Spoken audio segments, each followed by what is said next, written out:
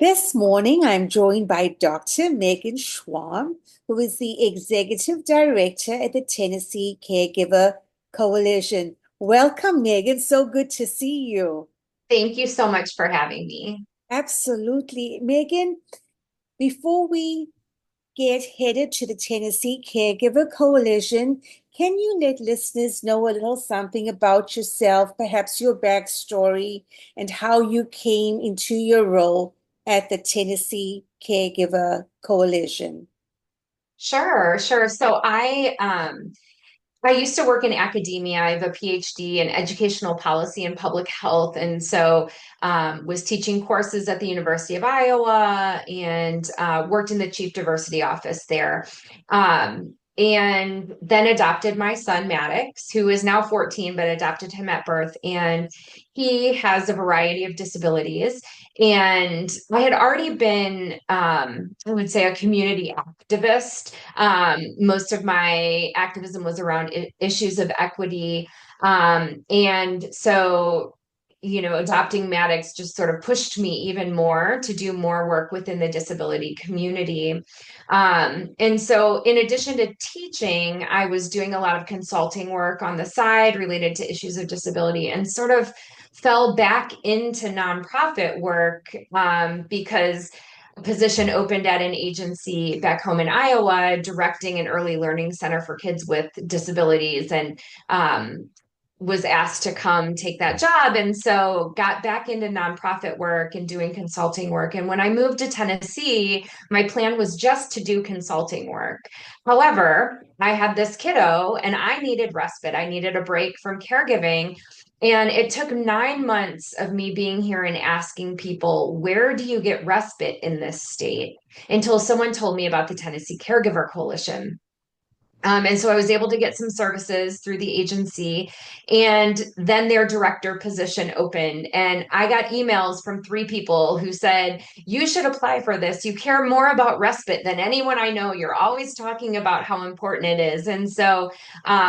That sort of pushed me to apply. And here I am 6 years later directing the Tennessee Caregiver Coalition. And so, it's work that is so near and dear to my heart. And I believe very deeply in the power of respite. I always tell folks I believe respite saved my family. I was a single mom with a newborn, and then this kiddo who would have violent meltdowns that would last for hours on end, and I would go to bed every night thinking, I don't know that I can do this one more day. And then Sunday would come around and I would get 3 glorious hours of respite where I would go sit in a coffee shop with my book and read, or most of the time just sit in silence and get a break. And then I could go back to caregiving recharged and refreshed and knew that I could continue doing it. And I believe without respite, my son would have ended up in a residential facility. And so it truly saved my family. And I'm on a mission to make sure that everyone in Tennessee who needs respite can get it.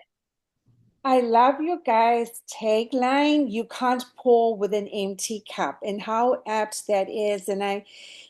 Just for listeners out there, I know we all need respite, but Megan, how would you define respite? I define respite as anything that gives you a break from your caregiving duties. And so, traditional respite is you bring a provider into your home and they take care of your loved one so you can get away and have a break. During COVID, we started defining respite a little bit differently in our agency because when the pandemic hit, many people weren't able to bring providers into their home, right? If you're caring for a medically fragile child or perhaps an aging parent, you weren't able to bring a provider into your home for safety reasons. And so we started thinking about respite more holistically and thinking in terms of, is there anything that could give you a break? So during the pandemic, we started giving out caregiver mini grants where we would buy items for caregivers that would give them a break from caregiving. One of my favorite stories, we had a caregiver that asked us to buy her a pair of running shoes and a Fitbit. And she had never run before, but during the pandemic, took up running.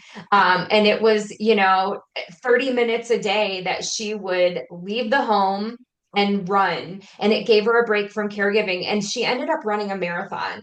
And that was her respite. And so it can be something as simple as going out and running for 30 minutes.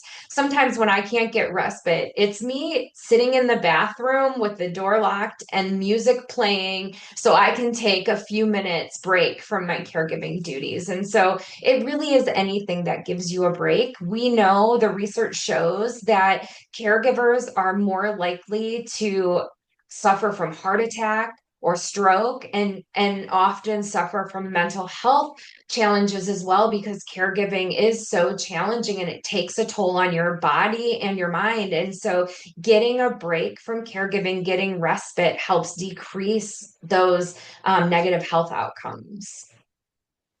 Megan, as far as the Tennessee Caregiver Coalition, what is it that you guys do, and what are some of the programs that you'll offer? Yeah, so we do many things. Our goal really is to provide supports for caregivers, and that looks a lot of different ways. We always want to be responding to what caregivers are telling us they need. So, our program started 29 years ago with our respite voucher program, which we still offer today, and that's a reimbursement program for respite. So, caregivers apply and are awarded $600 a year, and they can use that for respite. They pay up front and we reimburse them. It is consumer directed, so you choose whoever you want to provide that respite, and you set the rate of pay. So if you have a neighbor who might sit with your son for $5 an hour, you can stretch that $600 really far. If I want a respite provider to show up a second time, I need to pay them at least $25 an hour. And so I can set that rate of pay for my provider. Um, and then we reimburse. And for families who might not be able to pay up front and wait for reimbursement, if you are using a facility, we'll pay them directly. Or even, if you wanted to send your son to a dance class, that would give you an hour of respite every week. We would pay for that dance class. So the respite voucher program is our main program. We also have volunteer respite programs. So we have a volunteer program through AmeriCorps Senior that provides respite. We also have a church-based respite program, which is a group respite model. That's here in Wilson County, and we're looking at doing that other places across the state. We have a variety of support groups, both in person and virtual, including just a general caregiver support group. We have a group that's called Caring in Color, that's for caregivers of color. We will be in the next month rolling out our Spanish speaking caregiver support group. The other thing that we've done a lot this year, we did strategic planning about 2 years ago, and during that process, surveyed hundreds of caregivers about what it was they felt they needed to feel supported. And the issue that rose to the top was caregivers just wanted more opportunities to build community with other caregivers. And so for the last year and a half, we've been doing a lot of just fun events for caregivers to come together with other caregivers. So we do caregiver happy hours. We've had some caregiver art groups. We just had a roller skating event for caregivers. So if folks want to keep an eye on our website and social media, you'll see all kinds of fun events for caregivers to attend. Obviously, our office is here in Nashville, so a lot of those opportunities are in Nashville, but we do have activities across the state. And if caregivers reach out to us and say, hey, I'm in Dyersburg, will you do an event here? We do everything we can to make sure we can host an event in that area. I know you guys, and Jack Reed will be coming out next week. Mhm. We have our employment expo, and super grateful for that because, um, as you said, disability is a natural part of the human experience, and it can range the lifespan. And our seniors are also at risk for perhaps just being homebound without those respite services available. So, just really grateful that you guys will be joining us next week to tell us more in person about the opportunities that are available and the resources that are available for caregivers. Um, Thank you. We're excited to be there. Thank you for the invitation. Absolutely, Megan. Now, I think we have a pretty good idea about what the Tennessee Caregiver Coalition is. But I kind of want to maybe do a little a little bit of a change here and switch over to policy some. Mhm. Um, I know for me as a parent, what's at the top of my mind right now are the proposed Medicaid cuts that are coming along.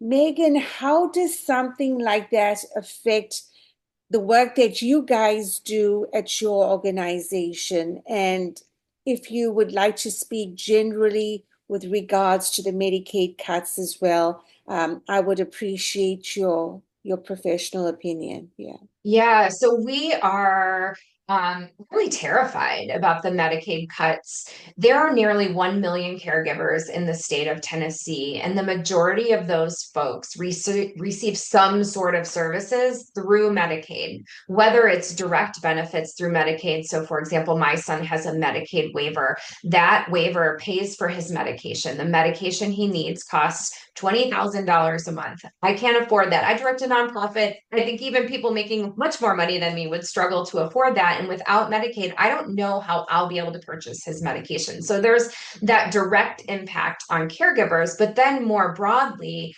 the proposed cuts, President Trump's proposed budget includes cutting the administration for community living. Over half of our agency budget comes from the Administration for Community Living through the Lifespan Respite Program. That will devastate our agency and cut our services in half, more than in half, frankly. We will lose staff members. Our respite voucher program will be cut by over 2/3 if that funding is cut through the Administration of Community Living. Um, we have already lost funding because of some of the federal cuts. We lost our outreach program, which served over 6,000 caregivers last year. So that's 6,000 caregivers in the state of Tennessee who won't be receiving services because of the cuts that have already occurred. Like I mentioned, we have an AmeriCorps senior program. AmeriCorps is almost non-existent at this point. They have laid off 85% of their staff, and it is likely we will be losing that program as well. And so, the federal cuts are impacting our agency deeply and other nonprofits across the state. I sit in meetings almost every day since January, have been in meetings almost every day with other nonprofit leaders who are losing funding. Here in Nashville, the Nashville Food Project lost over $600,000 for the first quarter of this year. That's hundreds of folks who are going to go without food because of these funding cuts. And so that impacts the folks we serve, right? So it's not just the cuts to Medicare, Medicaid, it's all of these nonprofit cuts that are impacting caregivers across our state. And it's terrifying. There are no support systems in place when these cuts occur. I don't disagree that our system needs an overhaul, right? There are many problems with the Medicaid system, but we can't cut systems without having a safety net in place. And there is no safety net. Hal Cato, who's the president of the Community Foundation of Tennessee, was just talking last week about even if all of the foundations in our state emptied all of their coffers, they don't have enough money to pick up the loss from these funding cuts from the federal government. And so there really is no way for philanthropy to fill in the gaps. And so this will mean devastation for caregivers across the state. In terms of being proactive, because the budget is still sitting in the House right now Mhm. with regards to Medicaid and those proposed $880 billion in cuts, which kind of gets spread over 10 years, right? That's Mhm. 38 billion per year. What can the listener that's tuned in today, what can they do um, to kind of let their legislator know, hey, this impacts our family directly? Uh, Besides telling your story, what other avenues are opened for families to proactively participate in this before it becomes actual legislation? Yeah, I recommend that folks call their legislators and call them every day. They keep a tally of how many calls come in regarding the issue, right? And so you can call every day. It takes less than 5 minutes. It's very easy. In most cases, you're leaving a voicemail. A phone call is more impactful than an email, but if you don't feel comfortable calling, send an email to your legislators. The other thing I'm encouraging folks to do is get online. If you're on social media, share your story, tell your story, and tag your legislators in that. Twitter or X is a really great platform to connect with legislators and tell your story, social media as well. And frankly, aside from just talking to legislators, sharing your story, if you're willing and able, with other folks in the community and asking them to make those calls as well. I think our power is in telling our story and sharing that with community. And we need to tell folks, the folks who care about us, the folks who love us, just how important this is to us and ask them to make those calls on behalf of our families. Because the more that legislators hear about how devastating this will be to families like yours and mine, the more power we have in creating some change. And there's still time. There's still time for change to happen. Megan, are there any final words that you would like to leave us with before we round up today? Yeah, I guess I would just reiterate, call your legislators. This is the time for action. Use your voice. Our voices are power, and reach out and let them know just how important it is to support caregivers here in Tennessee and across the country. Megan, thank you so much for your time again. And quickly as well, if a listener would like to plug into the Tennessee Caregiver Coalition, just some of the ways that they could do that. The best way to plug in is through our website, which is www.tncaregiver.org. You can apply for our respite voucher program right on our website. It takes less than 5 minutes. That's a very simple application. You can also check out our social media. We are on Facebook and Instagram. We also have some YouTube videos out there. Facebook is probably the best social media site to find us on, and you can find information about all of our events there and on our website. Thank you so much, Megan, and you have an amazing day. Thank you. Thank you so much for having me. Yes, ma'am.